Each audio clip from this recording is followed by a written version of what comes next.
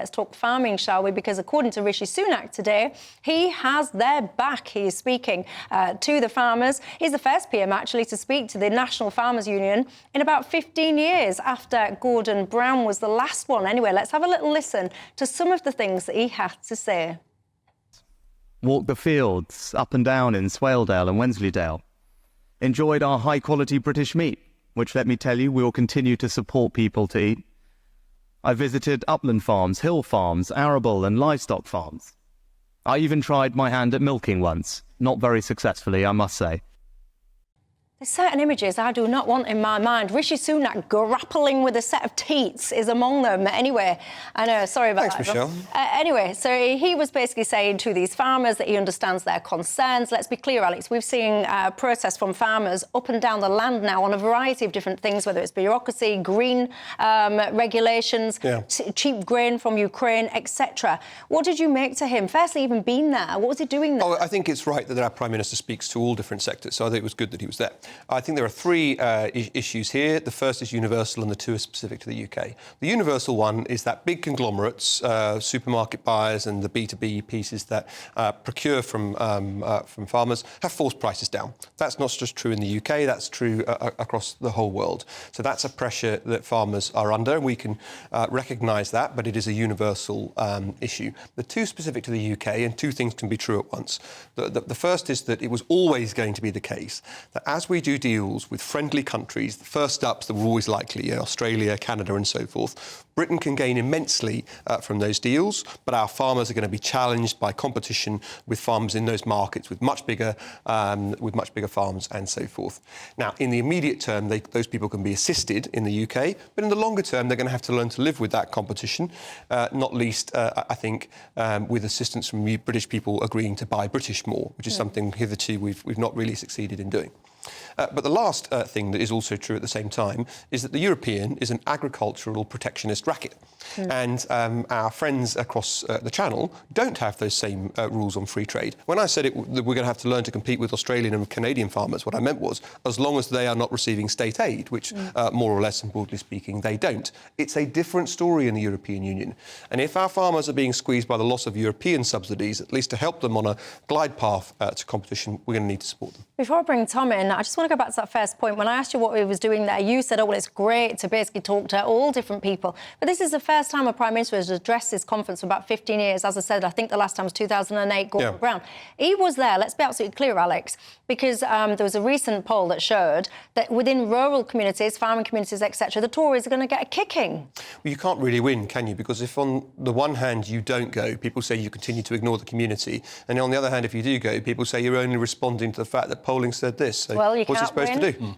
Tom, where are you on it? Well, I mean, I think you've hit the nail on the head in terms of, this government realising the political ramifications of the falling out with the countryside. Although, that said, Labour only represents something like 1% of rural seats at the moment. They've got a plan, they say, to respect the countryside more, whatever that means. But I think it would mean, for example, signing up to the EU veterinary agreement, which would essentially align a lot of regulations with the Common Agricultural Policy in the European Union. I certainly wouldn't support that. And what actually I found quite puzzling about the Prime Minister turning up essentially at a producer conference today, he said he's got the back of farmers and producers, but what about consumers? Surely we've got a cost of living crisis.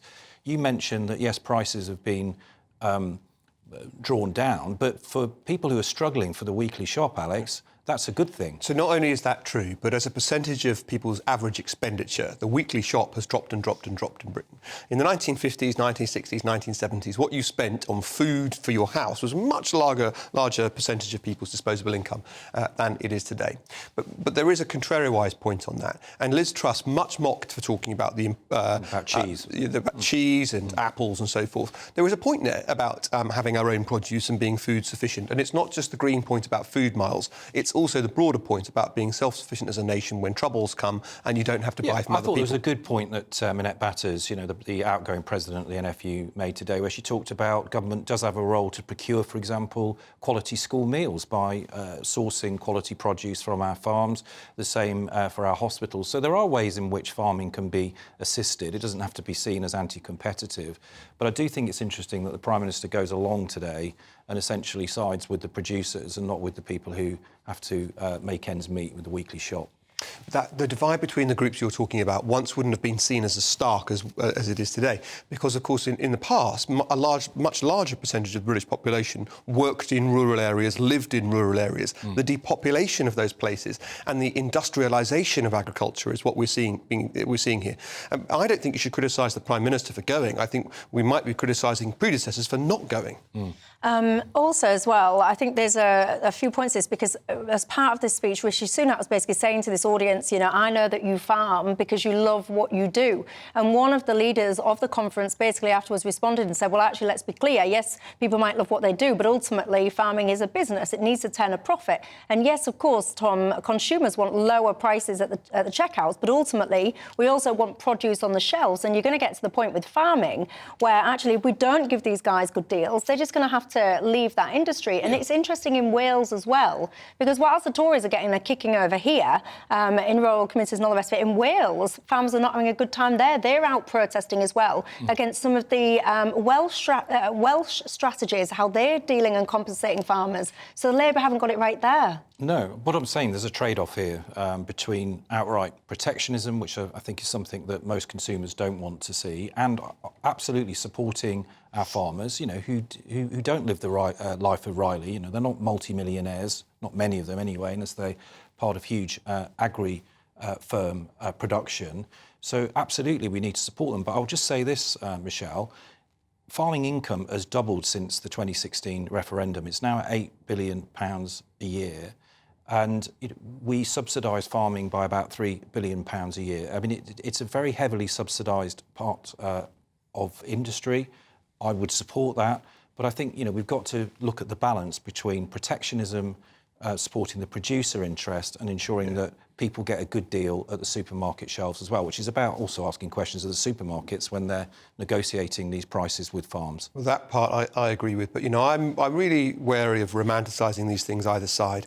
On the one hand, you know, for a generation, the average age of farmers has crept up and up. People aren't going into it. People, not just because they love it, it's because they were born into it and have got a farm, and that's what they feel they have to do, is why people are farming. Rates of depression and even suicide amongst our farming community has been alarmingly high. But, so I'm not romanticise it there, but from the other perspective, Michelle, it's also true that amongst our farmers, their income's gone up since Brexit. So that doesn't get reflected in the debate either. Are you a farmer? What do you make to it all? One of my viewers here says, Michelle, I think you've just misspoke. You said Sunak said he's got the farmers' backs. I think what you meant to say was Sunak's got the farmers' backs up.